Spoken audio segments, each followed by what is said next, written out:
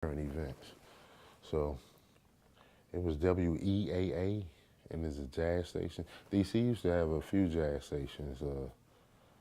I believe that was one 88.9, and the other one was smooth jazz, like 104 or 105 further up the dial. But all of those, they both kind of went out of existence around the same time. And that's kind of the station I started off with in South Carolina is my school station, WSSB, the Educational Voice of South Carolina State. That was kind of like their format. It was kind of middle, not really middle of the road, but jazz, kind of laid back, you know. and it was man, what's the term? It wasn't commercial radio, because by it being connected to the school, it's kind of like non-profit. So, but we were on the FM dial, so we had a good audience, you know. But that's my background. I did about maybe an hour or two a day or so, a couple of days a week. You know, I had the support of all my peers. You know, they enjoyed. They put in requests. I tried to get go-go in there anytime I could, Chuck Brown. You know, I'm a represent for my city. And man, I loved it. I loved it. I was on the radio, Big City Joe. Ask about me. That's also the name that I use on my YouTube account, Big City Joe Green, one of them. The one that I didn't get paid for, you know, even though I got a lot of viewers and stuff, and it's monetized, but I haven't received any stipends or pay from it, nor any explanation. And my other one is, you know, on my government name, Levester Joe Green, where it just say Levester Green, but you got the second on there too. And I am Levester Joe Green, the second. And this is my story. You can use that. Yeah. So to bring it back to present time, they had the jazz concert, and you know I got to reminiscing.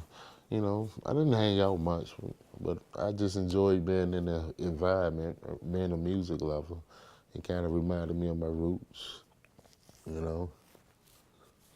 You know, especially I was here mostly to get the All-Star game in. You know, I know Michael Jordan's a big jazz fan, jazz lover. So, you know, big ups to the NBA and all that good stuff. That was his venue, how he got his notoriety, you know. So, just to show some correlation between careers. Not that I'm saying I'm Michael Jordan of my industry, but Like you're into poetry? I think I think I'm up there though. But you know, I think that's Jay-Z's moniker. I mean, even though poetry isn't exactly rap, but he claims to be the MJ of rap. So, yeah, I guess, you know, it gets technical then. You know, you the MJ of rap, I'm the MJ of poetry. So I guess. If you really want to pick and choose apples and oranges. So, yeah. So that was my start, really. Well, it actually started before that, in my childhood. You know, where I used to like take my mother's songs, like her 45 disc. I mean, not disc. We ain't had disc back then, but her 45 singles, and like just put music in order, make tapes. You know, them joints are long lost, and if they ever resurface, which I doubt, cause in the black community we tend to re-record over cassettes, unfortunately. So I doubt it's still in existence, but it may be. But I used to take the songs and put them in order, and just kind of tell a story with it. I heard Russ Parr say he does. That's a skill he has too. So that was good to know. But even before that, I think I shared this, and my mother speaks on it too, as a as I reminded her of it. With one Christmas, me and my brother, act like we took the wrapping paper, put it on as a vest, some gold wrapping paper, put the little sleeves in it, the holes for the arms. And I think I might have had a musical guitar or something at that time for Christmas. But I think I would probably say that was like the very first beginnings of that spark. And I don't know, you talk to some of my teachers, they might tell you otherwise. Might tell you before then. So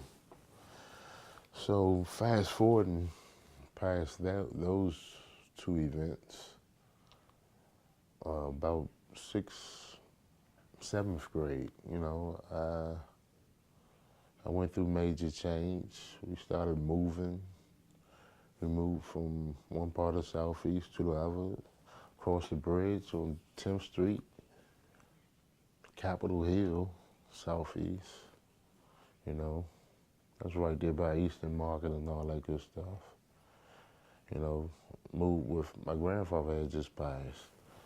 And a lot of his friends and neighbors referred to him as the mayor of 10th Street. And I got to go to John Tyler right there. Even though the school was halfway up the block, because we was right there by the alley. Right up the street, halfway up the block, I would always be late. They kind of, the security guard, Mr. Robinson, kind of, remembered me for that. So I got lots of acclaim, being a new student. It's funny because another student transferred, and even though my grades put me as like one of the top students, I was the top student. But once the other transfer came in, he was like a little better, so he bumped me down. He took my number one slot. So that's like neither here nor there, but I just wanted to share it.